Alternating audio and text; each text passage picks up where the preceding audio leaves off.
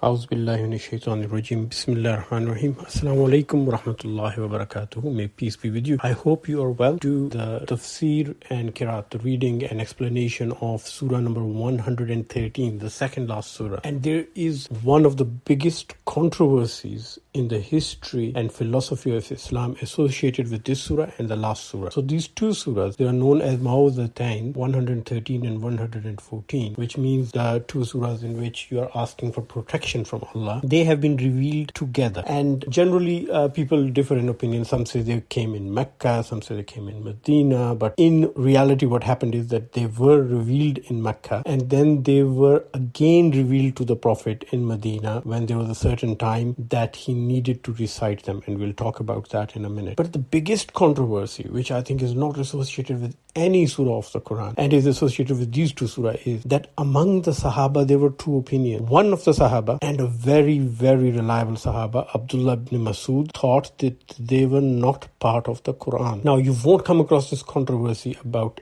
any other surah in the Quran. All the other revealed surahs, we are in agreement, are part of the Quran. But these two, Abdullah bin Masud said that these were not part of the Quran. And he believed that they were revelations from Allah. He did not think it wasn't a revelation, but they were just prayers taught to the Prophet to seek protection in certain situations. But all the other Sahaba, all of them, without any exception, they agreed that these are part of the Quran. Now, Abdullah ibn Masud is a very reliable person, and he's the biggest authority on the Quran, and he was a person who knew the Quran by heart. And Prophet said, if somebody wants to listen to Quran as it was revealed by Allah, then you listen to Abdullah ibn Masud. He was one of the closest people to the Prophet, may peace be upon him, sallallahu alaihi wasallam, and he also had his own collection of all the surahs of the Quran, what was known at that time as a Mus'haf. But in that Mus'haf, he did not include these two surahs. So when at the time of Hazrat Usman, the third caliph of Islam, the Quran was compiled in one book form and 6 copies were made and sent to 6 different parts of the world, his Mus'haf, which came to Hazrat Usman, did not have these two surahs in it. And in fact, there is some historical record saying that he refused to hand over his Mus'haf to Hazrat Usman. So where did this controversy come from? It's very interesting. All the other Sahaba, they have even narrated asking the Prophet about these surahs, and the Prophet said they were surahs of the Quran. So Uqba bin Amir, he says that the Prophet advised him to read these two surahs. He named them as surahs, Qul a'udhu bi rabbil falaq and Qul a'udhu bi rabbin nas. Abdullah bin Abis has similar story to tell that the Prophet advised him to read these two surahs. The word surahs was used by the Prophet. Ubay ibn Ka'b also confirms it, and of course Hazrat Usman also believed and everyone else believed. So here comes the question, why did Abdullah bin Masud not believe that they were surahs? And there are two aspects of this story. One is the reason why he did not believe. When he heard these surahs, he took them as prayers taught to the Prophet by Allah, and he never had the opportunity or he never had the desire to ask the Prophet whether they were part of the Quran or not, and he just assumed they were not, and he stood by his opinion. His opinion only became evident much after the Prophet had passed away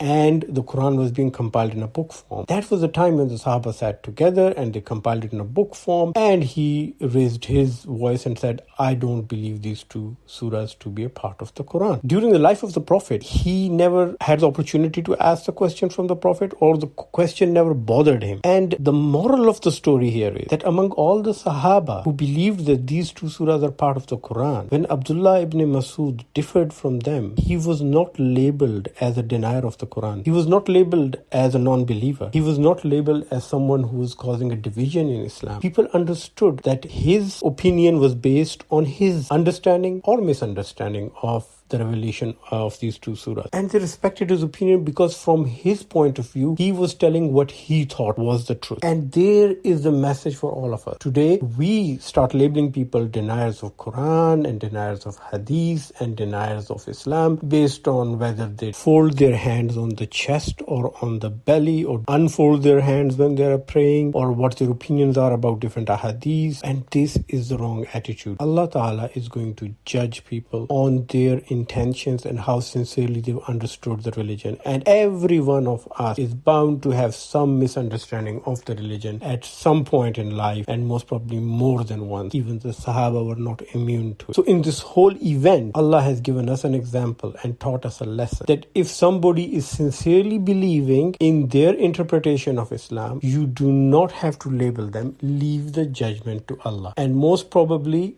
Allah is not going to punish them for a sincere misunderstanding. Now, let's move on to the next part, and that is a very interesting part. Why were these two surahs revealed? The surah number 113, Al-Falaq, and An-Nas 114. And historical accounts suggest that they were first revealed in Mecca when there were attempts to cast a spell on the Prophet, and then they were revealed again in Medina when another attempt was made, and a very serious attempt to cast a spell on the Prophet, may peace be upon him. And the story is that there was a sorcerer by the name of Labayd bin Asim who came from a tribe of the Khazraj, which is a big tribe in Medina, and there was a sub-tribe known as Bani Zuraiq. And he was a well-renowned sorcerer. And the Jews of Khaybar went to him and they said, well, we've tried to cast spells on the Prophet, may peace be upon him, and we have failed. Can you put a strong spell on him, and in return we'll give you some money in form of gold? And he agreed. So he contacted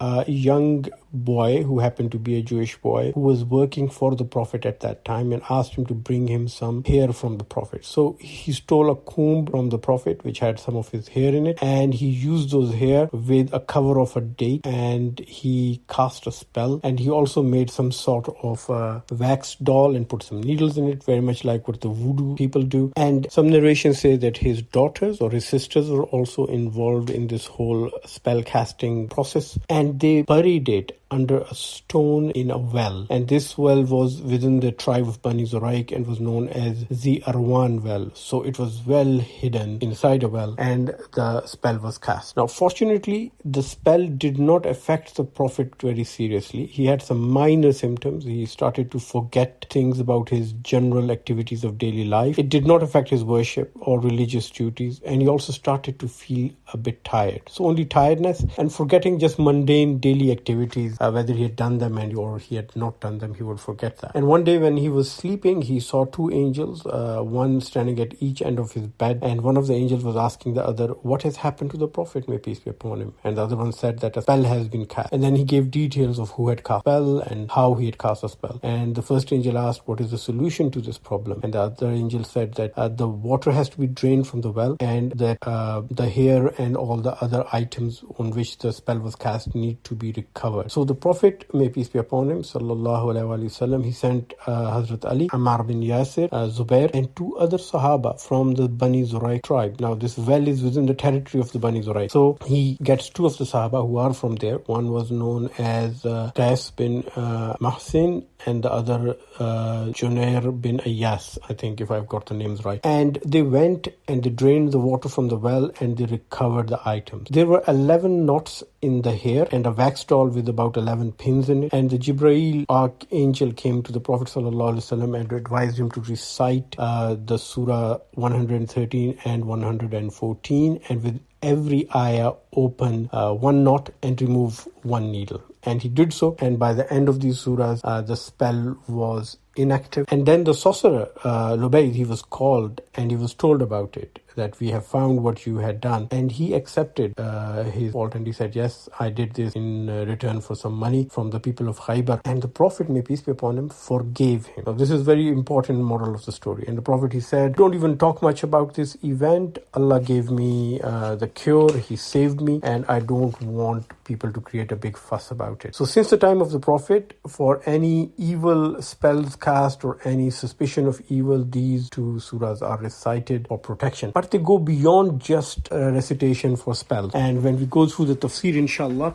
you'll find out how in-depth protection they offer and what the beauty of these surahs is. So the first ayah is Qul a'udhu bi rabbil falaq. The simple translation is say I seek refuge with the sustainer of the rising dawn or the daybreak. The words used here, we know the word qul, which means to say. The second word a'uz, which is translated as protection or refuge, is not a simple word. A'uz does not mean simple protection. If you want simple protection, it's called ijara. A'uz, which is also used as ya'uz and ta'weez and ista'aza, it means to seek protection against something something which cannot be seen. So the unseen element, to seek protection against them. And the kind of protection you seek is that you enter into a submission to someone. You sort of like hold on tightly to someone, cling to someone. Have you seen children when they're scared, like little toddlers? They cling to the mother or the father and they won't let go. That is the kind of protection you're seeking. So something unseen which scares you and you don't know what it is, and you're seeking protection of God, but in a way that you're clinging to God and you don't want to let go. The next word is Rabb, Birabbil Falaq. So Rabb, we have already talked in Surah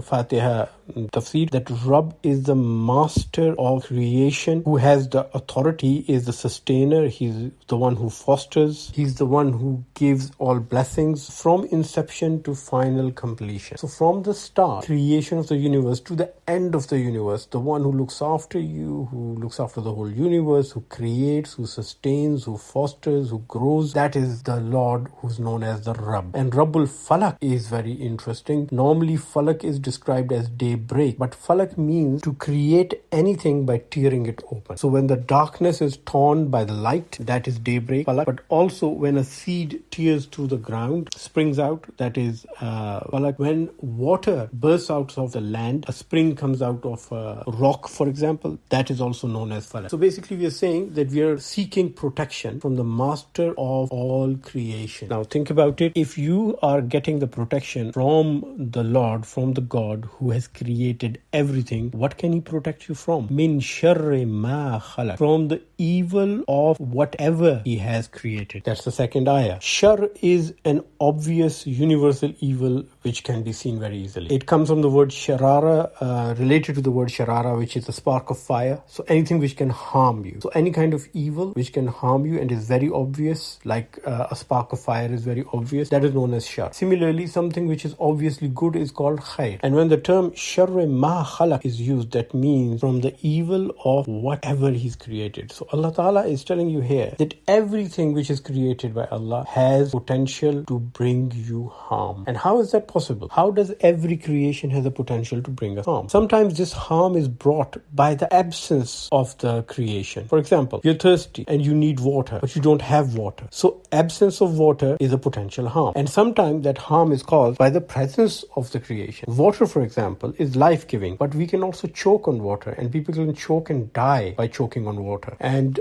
we know from medical experience that people who have difficulty in swallowing and they have a blockage in the swallowing tubes in the esophagus, they cannot swallow water properly, and the water, instead of going to the stomach, goes to the lung, and they can choke on it and can die on it. So here we are taught that every creation of God can potentially be a source of good or be a source of harm to humans and other creatures. Ayah number 3 says, وَمِن شَرِّ غَاسِقٍ إِذَا وَقَبَ, and from the evil of the darkness when it overspreads or intensifies. The word ghasiq comes from ghasaq, and this means when something starts to sink and when something starts to set. For example, ghasaq al-qamar is when the moon is setting, and ghasaqat as-sama is when the sky becomes very dark with the clouds. So anything which has darkness setting. And waqab means a sort of a darkness which is so deep that things are invisible in it. So if you have a deep well and you throw something in it and it disappears down it and you can't see where it is anymore, that is waqab. So here we are asking Allah to protect us from the evil that lurks in the deepest darkness which is not visible to us. And ayah number 4 says, وَمِن شَرِّ النَّفَاسَاتِ فِي الْعُقَدِ. A simple translation would be, and from the evil of all human beings who are bent on occult endeavors, who are doing the occult, the spellcasters. Literally, nafasat means the ones that blow on knots. So it was a way of doing sorcery and casting spells that people would make knots and then blow on them. But it's a special kind of blowing. A simple blowing is nafakha and breathing is nafas. But nafasa or nafasat is people who are blowing with a bit of spitting. So when they blow and they also spit at the same time. So that's an intentional thing. It's not a natural process of breathing or blowing. It's an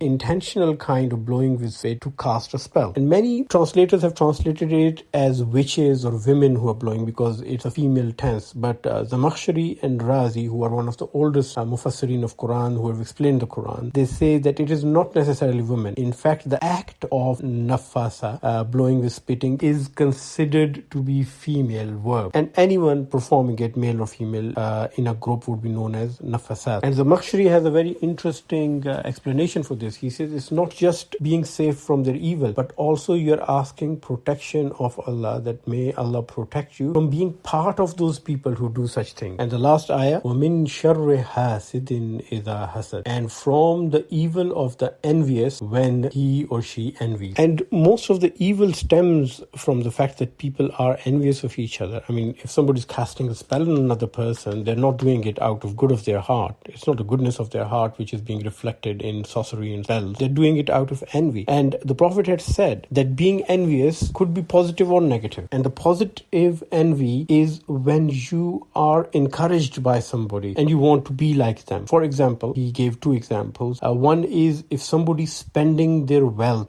for the right cause, for helping people, and you feel, I wish I could also spend like this. Now, it's not wishing that I would have money like him or her and to spend it. It's wishing I could spend like them, which means I would have the same courage to part with my money for a good cause as these people do. So that's a positive envy. The second positive envy, which the Prophet has mentioned, is that a person has wisdom from Allah, hikmah. Now, hikmah is a kind of wisdom on which a person acts. It's not just knowledge. Hikmah is knowledge on which person also acts. If somebody has wisdom or knowledge from Allah and he judges by it for himself and others, and he or she also teaches it to others, that is the kind of knowledge that you could be positively envious of and say, I also want to seek the same kind of knowledge from God on which I can act and teach it to other people. But the negative jealousy is when a person sees another person achieving something and they want them to suffer and lose it. That is the kind of hasad, the jealousy, which we need protection from. Now, here is an important thing. One might object and say there is no such thing as jealousy or the power of jealousy or the evil eye. And it could be argued that there's no scientific basis for it. But based on neurological studies and study of the human mind, you can see that there is a very strong element of jealousy which can affect a person. Firstly, if you ask the neurologists and the psychologists and the psychiatrists what is the human brain made for, they will tell you that our brain has a big function to recognize facial expressions and tone of voice. So that is very evident when you see a baby or a child. They can't understand the words you say. A baby doesn't understand what you're talking and what language you're talking in. But your facial expression and tone of voice conveys your feelings to them. And they can easily detect if you're upset with them or if you're happy with them. So human brain was not designed to read text messages and emails and letters and words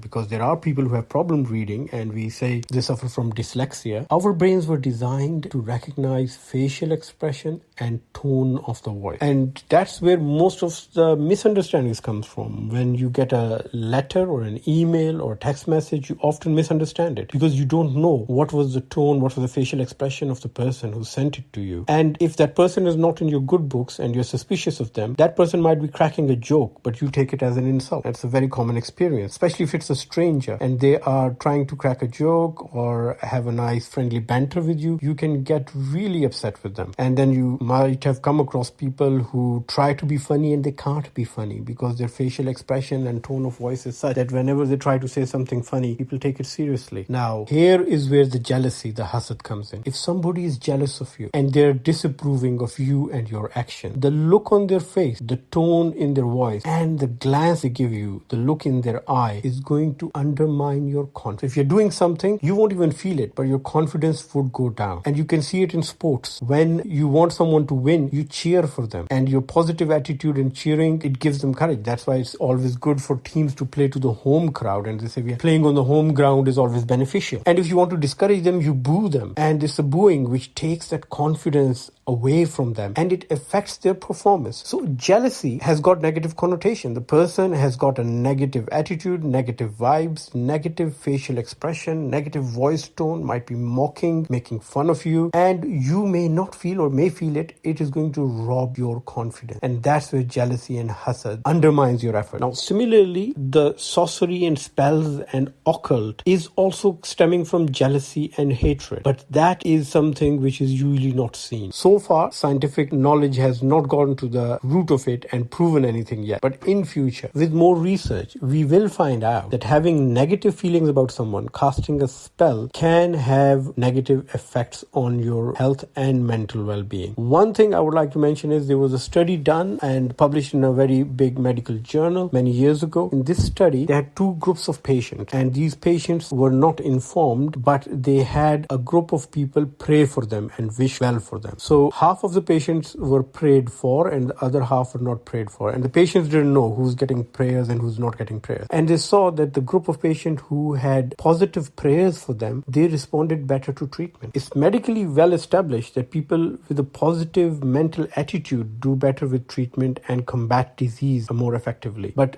now the evidence is emerging that other people having positive feeling and thoughts for you could also boost your response to treatment. In future, if we do more research, we would be able to find out what the connotations of negative feelings can be on a person's health and well-being. Now, before we complete the tafsir, I would like to mention something here, that if you see Surah Al-Falaq, it starts with us seeking protection from Allah from everything. Min sharri ma khalaq. Everyone and everything created. And in the next portion, it narrows down to the evil of the darkness, things that we cannot see. So the things we can see, we've already asked protection for the seen and the unseen, everything created. And now we're specifying protection from those we cannot see. Because what you can see, you can partly protect yourself from them. But the evil of the unseen, for example, a virus or a bacteria you can't see in your food and your water, you cannot protect yourself from it. And then it goes down to min sharrin nafasati fil uqad, groups of people who are wishing you bad. And then the last one is min sharri hasidin idha hasad, individuals who are jealous. So you see the beauty that you started by asking protection from everything and anything, and towards the end you are asking protection from the evil of individuals. So from a collective evil to an individual evil, we are seeking complete protection of God, and we're asking God to protect us from what we can see and what we cannot see, the dangers that we can detect and the ones we cannot detect. And another interesting aspect is that in this surah, Allah is mentioned once, Qul a'udhu birabbil falaq, and then the evil has been mentioned 4 times. When you go to the next surah, Surah Nas, inshallah we'll do it next Friday, Allah Ta'ala is mentioned multiple times, Qul a'udhu birabbin nas, malikin nas, ilahin nas, and the evil is mentioned only once, min sharril waswasil khannas. And we'll talk about the importance of that and why you have to call upon Allah more when you are talking about the evil of doubts being created in the heart. So inshallah, till then, please remember everyone in your prayers. Once again, thank you very much for listening. Thank you to everyone who's made this effort possible. Ameen summa ameen. Assalamu alaikum wa rahmatullahi wa barakatuh. The references used for this study session, they go back from the very original ones from Al-Tabari from the 9th century, Al-Kashaf by Zamakhshari, Tafseer Al-Kabir, Al-Qurtubi. Then the Middle Age ones, where is Tafseer Ibn Kathir, Ruh Al-Ma'ani by Muhammad Alusi, and then Mahmud Pickthall's translation of the Quran. More recent one, Tahim Al-Quran by Maududi. Muhammad Asad, very good translation of the Quran. You might not agree with it, but a very good translation. And then the more recent ones, like the one from Al-Azhar University and some of the Muslim Pakistani scholars. The dictionaries consulted, 2 of the main dictionaries are consulted for this study, Lisan al-Arab, which is from the 13th century, and Taj al-Arus min Jawahir al-Kamus, which is more recent, 18th century-ish. Not very recent, but still recent enough. A special thank you for everyone who made this effort possible, especially our IT team. Last but not the least, a big thank you and special prayers for the person who started this dawah effort with me but prefers to stay anonymous at present. Please remember us all in your prayers. May Allah reward everyone who's involved in this dawah effort, especially the people who are watching it and listening to it. May Allah reward them in this life and the hereafter. Ameen summa ameen.